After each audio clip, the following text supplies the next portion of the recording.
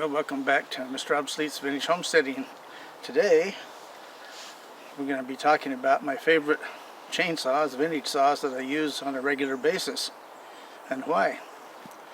And we've done a bunch of videos on little small nipper saws and brand X saws for quite a while, so let's do something on good stuff for a change.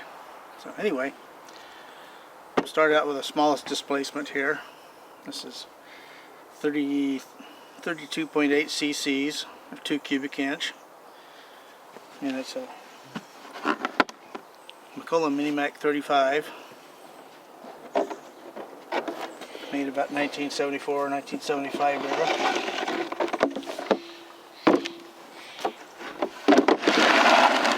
And this is my most used small saw by far, and there's several reasons for it.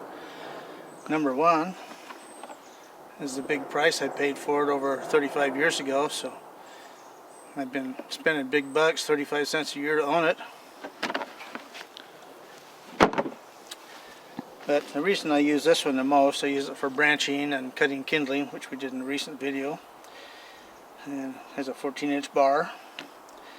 But the reason that I use this one more than anything else is it's the lightest. It's only 9.5 pounds with this setup. And number two is it's very powerful, but it has torque also. I mean, you get in a hard cut and it just keeps going. A lot of little saws, you know, they just start stalling out and you have to pull it out and put the blade back in and keep the R's up. And the third reason is it has automatic and manual override oiling. So here's a lever right here that you can put extra oil on the bar when you're in a hard or dirty cut. And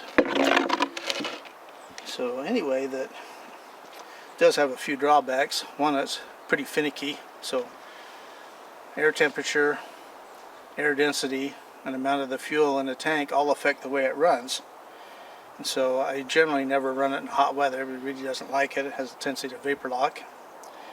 And you never leave the shop without a screwdriver to adjust the carb, because if you start out, and like right now it's about 40 degrees out, cut great for a while, and when it gets up to 50 you'll have to fiddle with the carb just a little bit, but just something you have to learn. The other thing is that there's no anti-vibe or anything, although it's not that shaky or anything, but it has a really loud exhaust too, so you want to wear good air protection. So anyway, we'll move on to the next one here.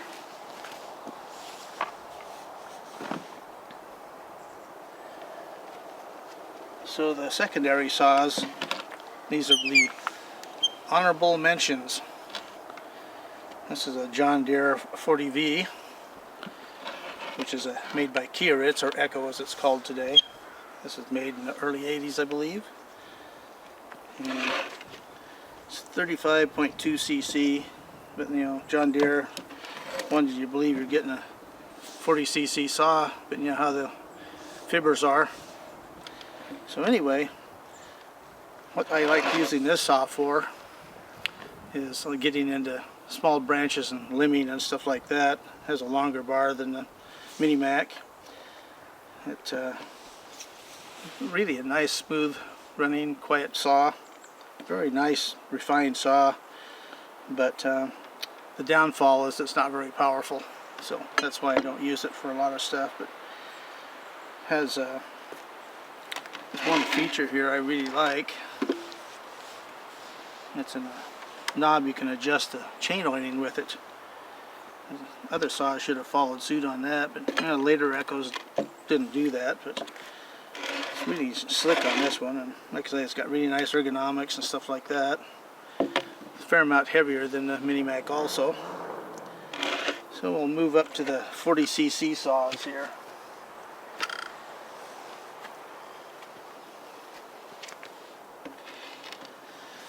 So super easy automatic here, 40.8 cc, and the reason I like this saw for that class is it's got good power. It's not super fast cutting, it's not a high RPM saw, but the thing that makes it a standout is this bar setup. It's got a full wrap on it. It's got a big cover on the muffler here to protect it from getting dented or broken. But this is nice. You can cut this way or flip it over and cut this way. And you know, most little saws just have a half wrap on them. So it's got good power. It's got nice layout. It's a tough little saws. These things will run forever. Get them good maintenance. So then we'll go on to the next here. This will be our honorable mention in the same class.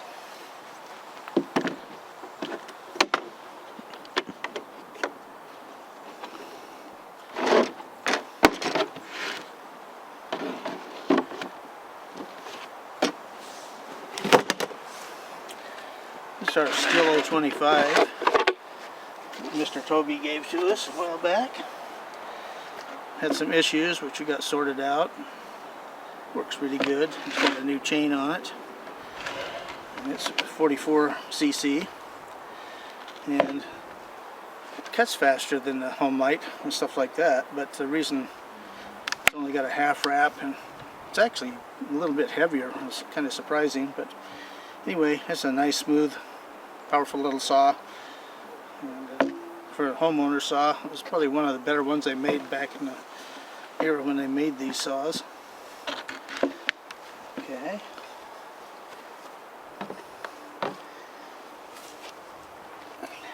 Next we'll go up to the 55cc or 50cc class. This is a Partner S55 Swedish saw. This was a standout in the market when it came on the market, but they were not big sellers because the saw market was really crowded and these were really expensive, even though in most cases they're better than most any other saw on the market at the time. So this has got 3.4 horsepower for just a little mid-sized homeowner saw. That's pretty good. And you know, it's got nice ergonomics, a little bit on the heavy side for what it is, but you know, the controls are all laid out real nice right here. Choke and on-off switch. You feel the oil down here on the bottom, which is kind of weird. Now this saw does not have an adjustable chain oiler, but the factory setting on it's more than adequate. If you run through a tank of gas, you'll still have maybe 1/8 of a tank of oil left, so that works out perfect.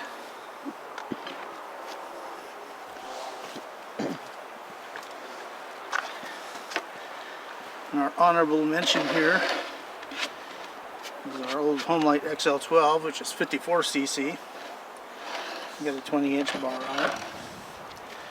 This is the most copied chainsaw ever made, and it also was the second largest saw ever made for many years. And the reason that it's the runner-up is it's not as fast cutting as the other one. Weight-wise, they're about identical. This one has manual oiling only, which is kind of unusual, but they did make them with automatic and manual at times. But anyway, you run into one of these, and you cut firewood and stuff like that, you want something that's tough and lasts you forever. If you give it good maintenance, this is an excellent choice.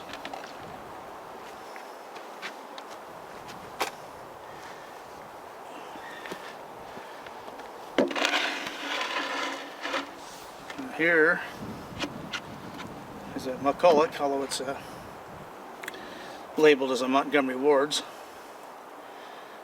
It's a Pro Mac 610 of 60cc. These are by far the most used saw I have. I have a small herd of them. And my oldest one's been on the job for 43 years with no major repairs of any kind. And this one I got at an estate sale. I knew the people that had it, but the one thing I really liked about it was the price. $5. It's funny, nobody would buy it because it said Montgomery Ward's on it and people didn't know what it was. I knew what it was. And I thought, well, I don't really need another one, but hey, as I'm walking out to head out of the show there, the sale, the guy said, man, you've looked at that all day, why don't you buy it? And I said, well, I don't know. I said, it's only $5. Okay. Being I'm thrifty, or limited term cheap. So anyway, I run a 24-inch bar on these all the time, and skip tooth. That works ideal for the type of wood that I have. These things are, like I say, super reliable. And, you know, all you have to do is just regular maintenance on them. It's funny, all the people that have comments on these when I do videos on them, all of them except for the pros have really good things to say about them. They say, oh yeah, my granddad had one, I inherited it, and I've been using it ever since. It's my favorite saw, and stuff like that. And the only guys that don't like it are the professionals, but this is not a professional saw, it's a homeowner farm saw. And this was the largest selling model ever of anybody. Still lots of them around, and the thing that's nice is, yeah, parts aren't too hard to find for them, and they're super easy to maintain. And, you know, they're just tough as nails. They'll just run and run and run. So I'll show our runner up here.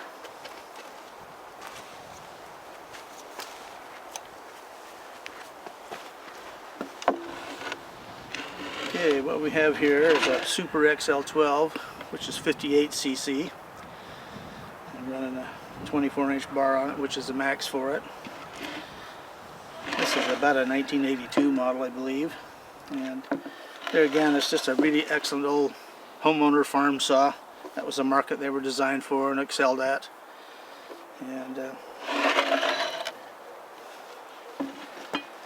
they're easy to work on. Parts are still pretty easy to find on them. And this one has manual oiling and automatic oiling both. And there again, if you're looking for an old saw, these are a good choice.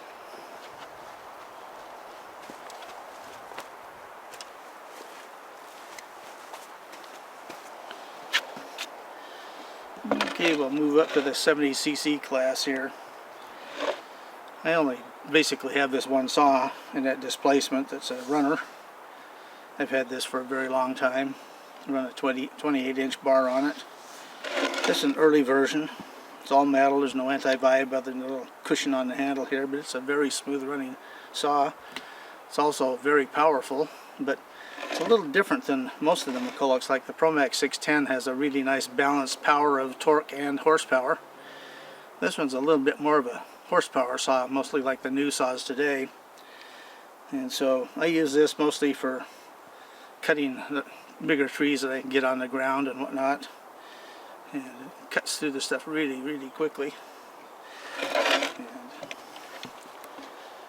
And it's pretty compact. Got the overriding oiler button here, plus automatic. One thing that's really nice on it here, it's got a decompression valve right here. And it actually takes less pull through to start this than it does my Mini Mac. So we'll move on to our last saw that we use mostly.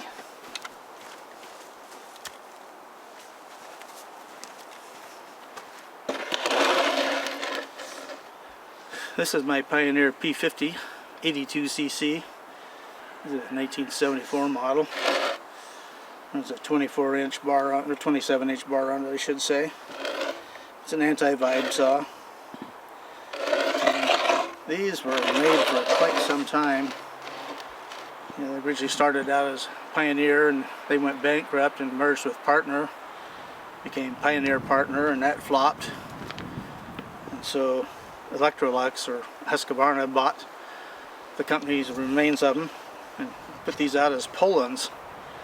And so they had 68cc, 82 and 100cc models, and those were in production for, I think, a lot of them for like 15 years or more.